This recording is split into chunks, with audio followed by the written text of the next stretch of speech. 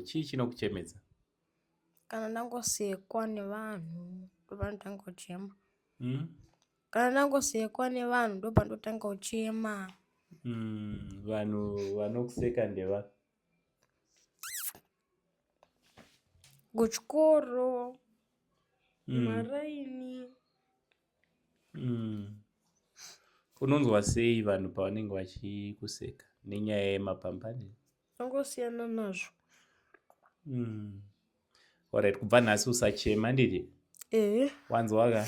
Kubva nhasi usadi? Usacheme. Kuna Mwari anokuda. Ndofunga tambotaura nezvazvo handidi?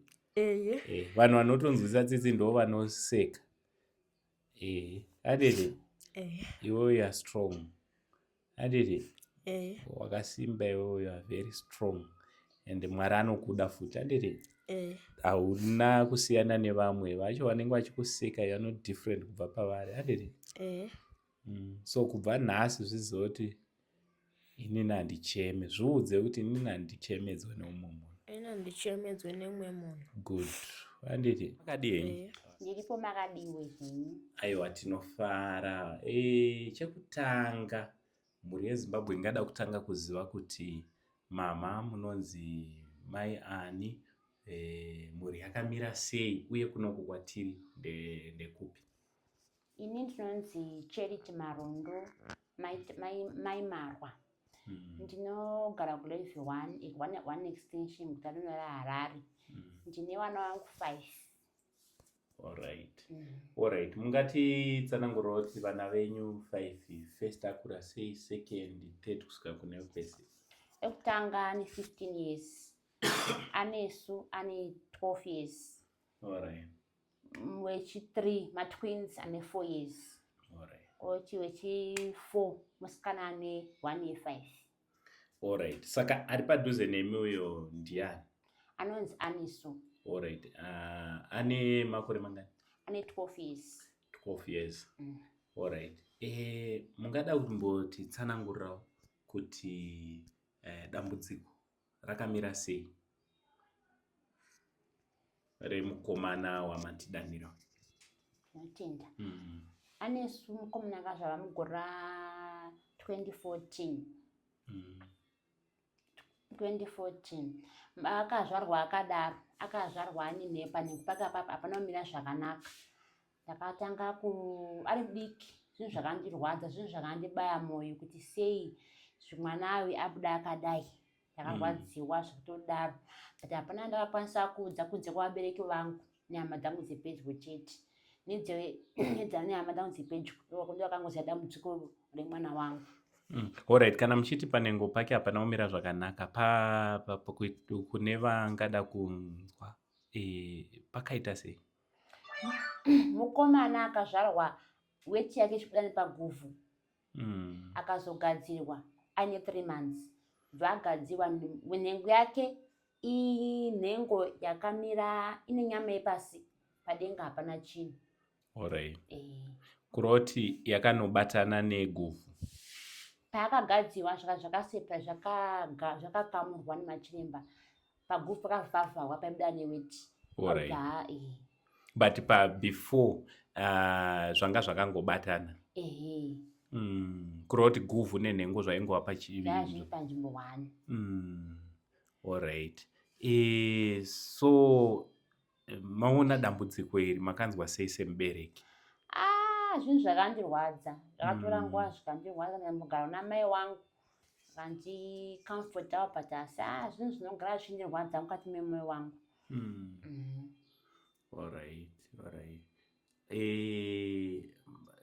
Dambudziko riripo iye zvino nderei?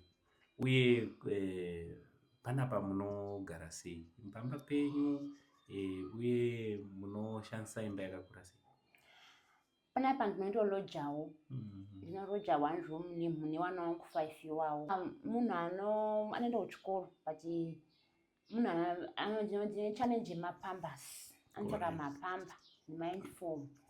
Zvinhu zvakandomera kuzvitenga zvinhu izvozvo. Ndikakwanisa kuona mari yemapamba ndoshaya chikafu. Because sometimes anogara kazhinji kacho hembe dzake dzinojika neweti wezi anotogara achinja mapamba everyday pese paari kungaa kuchikoro anoita mapamba ake na5 mubhegi ochinja nainifomu yake 2 pairs ochinja kuchikoro kuti vamwe vazorega kumuseka kuchikoro ari akatota. Wokureva kuti kuchikoro anotochinja futi mapamba ariko iye anotogona kutomapfeka ndiri kutozvichinja nehembe anotoziva kuti ndinoenda nemainifomu mairi anozviziva kuti kana ndikaspoila ndinowana peya yekuchinja kuchikoro. Saka iye semukomana wechidiki akazvigamuchira sei semwana? Anaswa since achizvarwa svika pa11 years akanga asine munhu akanga asingazvitori zvezvinhu zviri serious paari, but nditoona kuti gore rino richitanga munhu akaenda kutamba nevamwe anochiti mama ndasiye kutanga kutochema ipapo kurochema chizwa mama ndanzi ndopfeka mapamba nevamwe kurodhi tomukamfota pai mwana kunyarara zvako ndozvinhu zvinosangana nazvo kwatinogara kunoku. Alright. Saka nemhuri muri kuzvigona sei pakuchengeta kuti mukomana already nechallenge iyoyo kureva kuti munofanira kutobuditsa mari everyday panyaya yemapamba especially nezvimwe zvamuchada futi nekukurawo kwaita muri kuzvigona sei?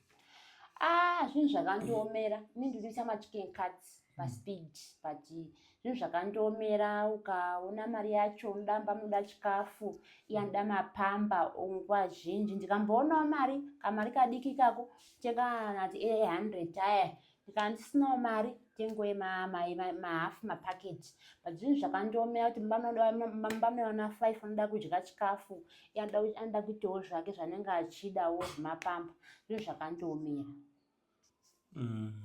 Saka ana chiremba vakati hapana solution here pamakamboenda kuchipatara? Ana chiremba akangoti hanzi zvoni mwana uyu anoda kugadzirwa kuti operation but nachiremba acho ndinoti mbofamba ngonzwa yagore rinouya sometimes ndosvika pakutomboneta nezvazvo but ndozofunga kuti ndikazvinetera hapana kwandokuenda ndosimudza chakazvo kuti kwandinoendazve ngonzwa same situation iyoyo. Hey. Alright. So rubatsiro rwamuri kuda imimi rupamwoyo rwamuri kuda nderwekuti mubatsirwe sei? Ini ndinokuda kuti mhuri yeZimbabwe mazvikwanisa kundibatsirawo nemapamba nechikafu chevana even magumbezi anofuga iye anokwara neweti dzingwa nemuka achichinja basi mwana kana ararawo andozomuka anotisa machira anenge akafuga.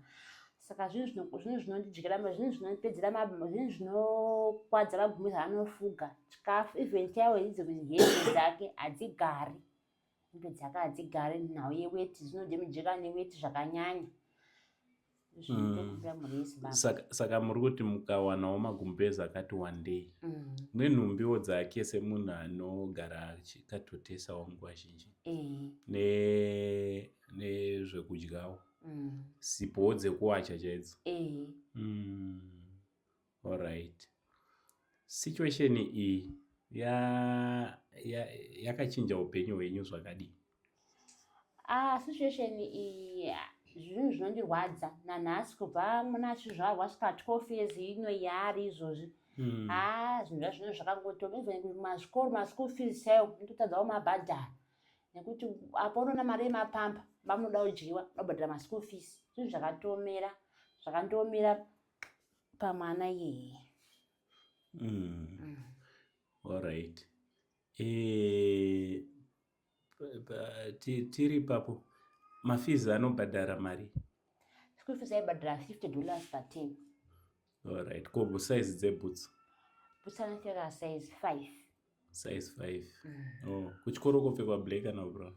Anopfekwa brown. Muri yeZimbabwe ndofunga muri kungozvinzwira situation iri panapa.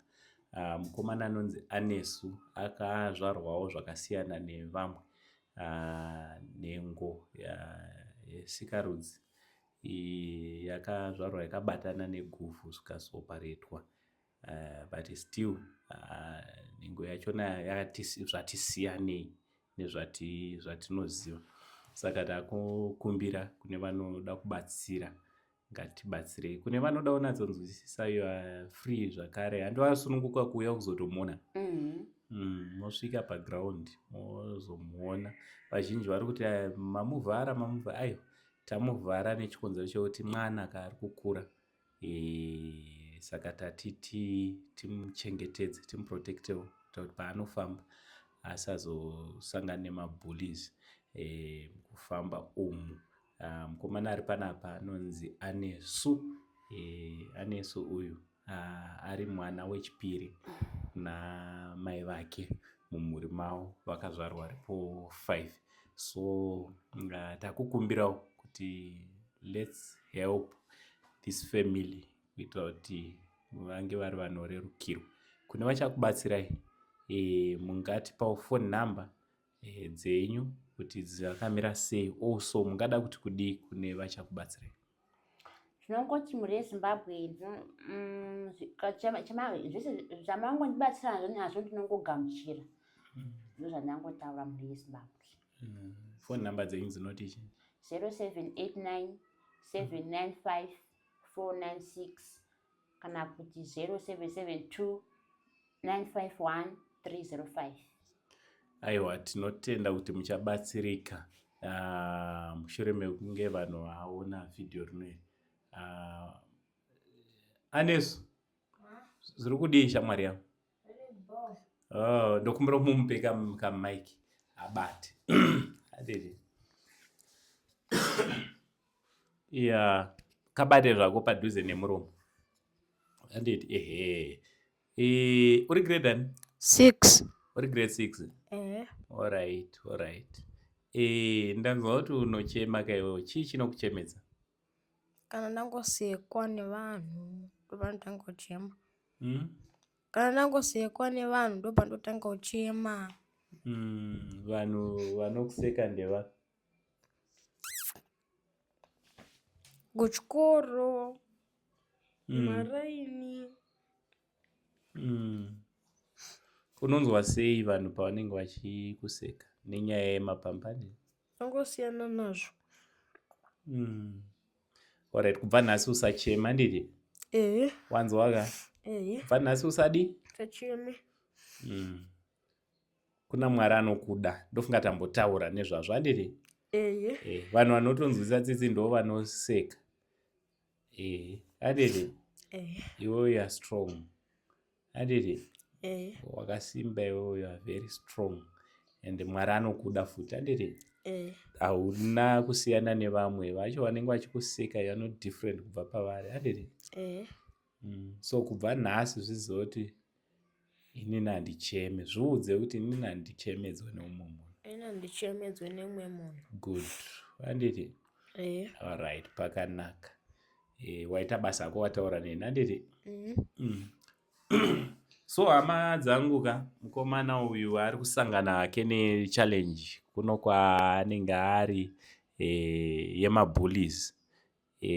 Nedambudziko rake vamwe vanogona kuzviona kuti no, pane unyoro paari, wotanga kumuseka. Munongoziva pakusatamba kwevana, vamwe vana nekuti vanenge vachiri vana vanotadza kunzwisisa kuti chii chiri kuitika, iwo wachona otadza kuhandla pressure nesituation. So takutongokurudzira kuti vazhinji vari mudhuze, vamwe vachaziva mai, let's teach our kids kuti vasaseke kana kutaura nezvazvo, nekuti vana vakasiyana. Aritori unique mukomana was born ari different nekuda kwesituation iyo yavasina kugona, yanga isingachinjike. Ndo zvinenge zvitoripo, kunetsa kugamuchira, but vakutozama by all means kuti vange vari vanogamuchira. Mama Anesu, maita basa nekutaura nesu. Mwari vakuitire zvakanaka zvizhinji. Mazviita. So mhuri yeZimbabwe batanai navo, kana kuti bata mune zvipo zvamuri kuda kuti tizotora, isusu tine chida zvamune muchida kuti isusu takundikana kuti zvitakurwe, tinovolontiya kuti tinokwanisa kuuya tichitora, mungari muguta reHarare kana kupi, we can make my arrangements, but maasununguka vabata zvakare panhamba dzavo, tinge tiri tinobatsirana nemhuri iyi. Zita rangu semazuva ese ndinonzi Uncle Saint, the only Zim uncle, pamwe chete naproducer wangu Blessing Bushu. For now tichiti it's much love and God bless you.